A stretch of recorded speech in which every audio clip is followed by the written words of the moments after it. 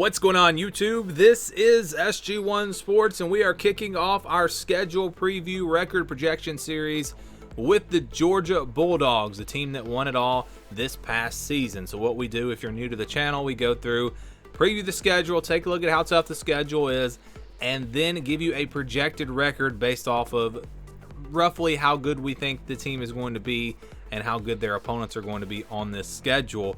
Not a prediction. We don't do our predictions until the summertime, but it is just an early projection of what a team's record really should be based off of their schedule. And if you're a Georgia fan, help us out. Subscribe to our Georgia channel at the Voice of College Football.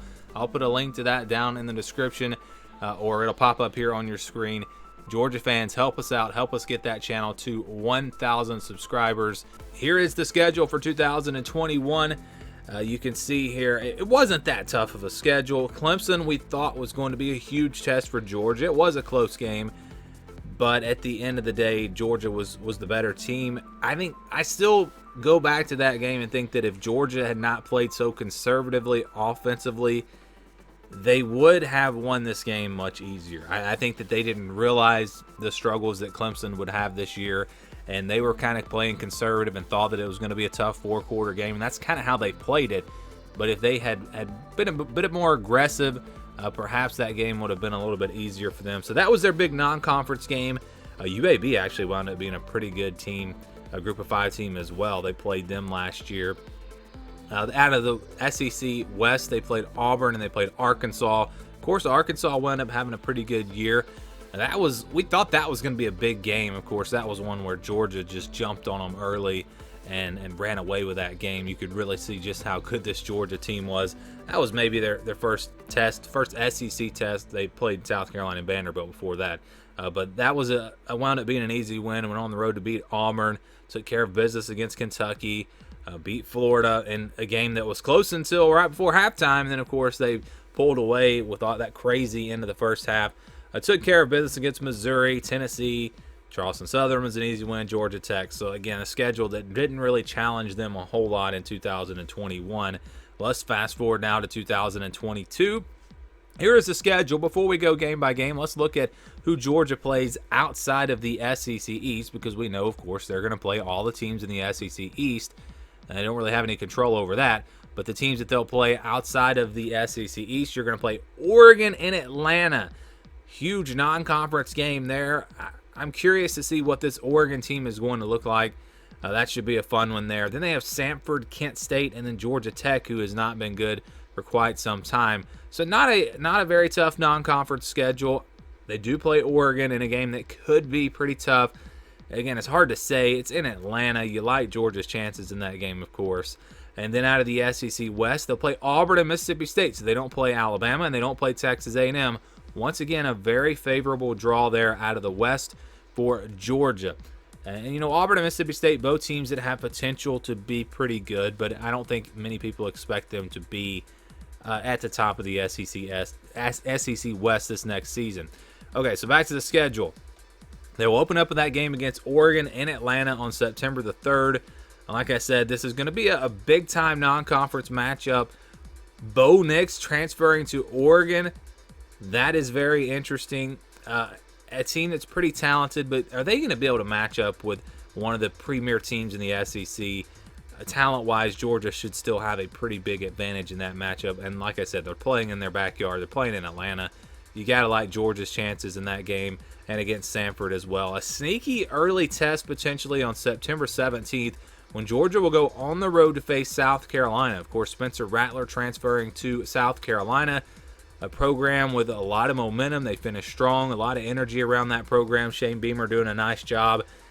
Perhaps an upset alert type game there on the road at South Carolina, September 17th.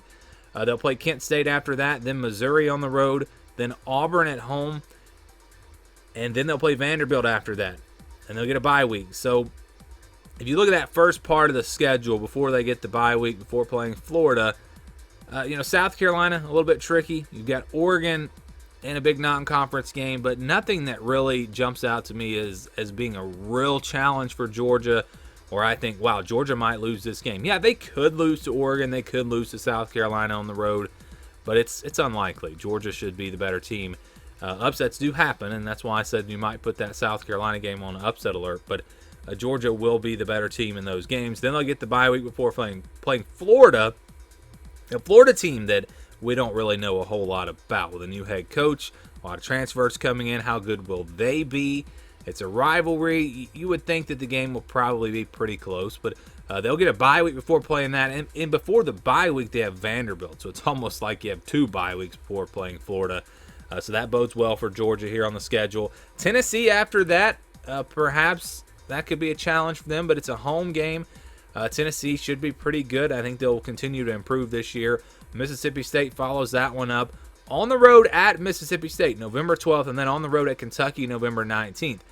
That's a sneaky tough back-to-back there on the road. Mississippi State should be a decent team this year. Kentucky, I think, has a chance to be really good, actually. A top 10, top 15 type team, potentially. They haven't proved that they can play with Georgia, though, and no real reason to think that they will this year. But if there was a potential upset, you could look at one happening late in the season there after Florida, after Tennessee, perhaps a letdown on the road at Mississippi State or on the road at Kentucky. And then that South Carolina game early on in September, or in the middle of September, that one could be tricky as well. Georgia Tech at the end of the season, a home game, a game that Georgia should be able to take care of business in. So when you look at the schedule overall, you break it down kind of by month.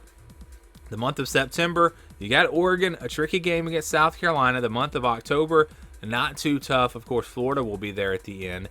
And then that month of November, with Tennessee, Mississippi State, and Kentucky back-to-back on the road, that's a pretty tough stretch there. So I think overall the Georgia schedule might be a little bit tougher this year, but it's still a schedule that doesn't really test them. And I think Georgia should be a pretty big favorite in every game that they play in 2022. Here are the projections from 2021. So Georgia's record, of course, and we're just looking at the regular season here. Georgia was 12-0. Our projection had them at 11-1. I'll circle back to that in just a second. Our prediction was 11-1. It was really all about the Clemson game. Again, I'll circle back in just a second. The FBI predicted this team to go 9.5 and 3.2. That would include a potential SEC championship, but still, the FBI was predicting Georgia to basically go 9-3 last season, which was just absurd. I have no idea why the FBI did not like Georgia. The schedule really wasn't that bad. And the over-under from Vegas, 10.5. That was easy money. Georgia was not going to lose 2 games last season. It just wasn't going to happen. It would have taken a disaster for Georgia to lose 2 games based off of their schedule. But back to our projection. So the projection actually came out 11.5 and 0.5. So it was halfway in between 11-1 and 12-0. Clemson was in the same boat. So basically, I had Clemson and I had Georgia, and I had both teams winning all their other games. And then I had, with Georgia and Clemson, the head-to-head matchup, it was a 50-50 game. So we had to split that game.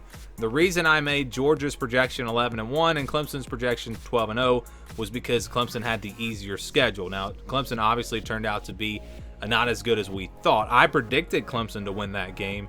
I thought Clemson was going to be a lot better. I thought this was a playoff team. Obviously, they were not. And if I had known Clemson was going to be a 9-3 type team, then I absolutely would have picked Georgia to go 12-0, because there was really no doubt in my mind with the other 11 games. I felt very confident that Georgia would win those 11 games. It was just that Clemson game that I just didn't know about. It was a tough game, a 50-50 game. I did pick Clemson, and I was wrong. Georgia proved me wrong right there in the opener. And again, a lot of that had to do with Clemson just not being very good. But still, Georgia was the best team in the country, and they proved that with a national championship. So here's that 2022 schedule, and here's how we're going to do the projections. You see our scale here. If it is a game that is 80% or higher, or if it's over 80%, it's going to be in the green. That means it's a guaranteed win. We're going to count those games as wins. Last season, we did it a little bit different. It was 90 and above, or over 90. That was considered a win. Less than 10% was considered a loss. But we've kind of made that scale a little bit, that win percentage a little bit bigger, going all the way to anything over 80%, just because I felt like it would give a more accurate projection. And so you see all the different colors here. You're not going to have to worry about any of those colors on the left side because Georgia's going to be favored in every single game that they play. All right, so we're going to start with those green games, the games that I think Georgia has more than an 80% chance to win. and it's the majority of their schedule. I think Samford, obviously, Kent State, obviously, Missouri shouldn't be very good this year. They get Auburn at home, they get Vanderbilt at home. I mean, these are all should be easy wins for Georgia.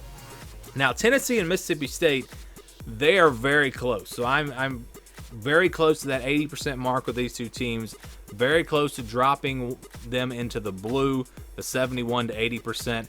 But I look at Tennessee being at home, and I just don't think Tennessee's quite there to where they can challenge Georgia. And Mississippi State, I just don't think is quite there either, just from an overall talent perspective. Yes, that game is on the road, so I would get it. I mean, if you want to put these two games in the blue, I would be okay with that.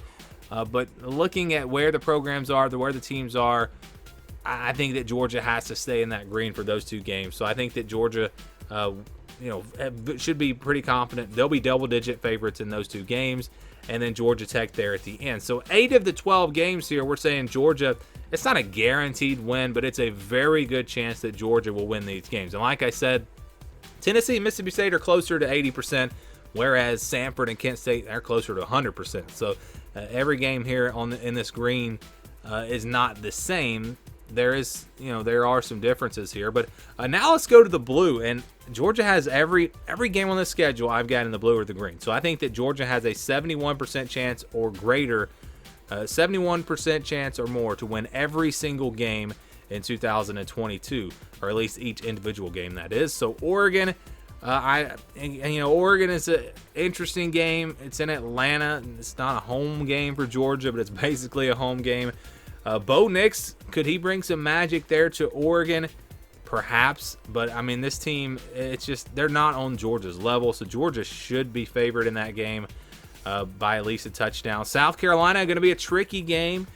You could even drop this into the purple because it's on the road. It's a South Carolina team that should be pretty good with Spencer Rattler coming over from Oklahoma at quarterback. So this one's closer to 70% than it is to 80%, but I still think this is a game in the blue for Georgia. Florida, also a game in the blue, but you never know about Florida. A new head coach. We'll see if they can get things turned around, but just based off of where the teams were last year, there's no real reason to think Florida has a great shot in this game. And then Kentucky. Kentucky might be the best team that Georgia plays on this schedule. Yes, I said that. Kentucky's going to be, I think, really good this year, potentially a top 10, top 15 type team. Plus the game is on the road. But Kentucky just hasn't really proven that they can do it, and because of that, I'm going to put this game in the blue. So, if Georgia drops off a lot from where they were this past season, and again, I'm basing this off of really where the teams finished last year, what they have coming back, not really digging into it and making actual predictions. But if Georgia doesn't have a big drop-off, they should be favored by at least a touchdown, probably in every game that they play. Now, if they do have a big drop-off and they're just not as good, then you can look at South Carolina on the road. You can look at Kentucky. These are games that Georgia could possibly lose. They should probably be in the purple if Georgia's not a top 5 team.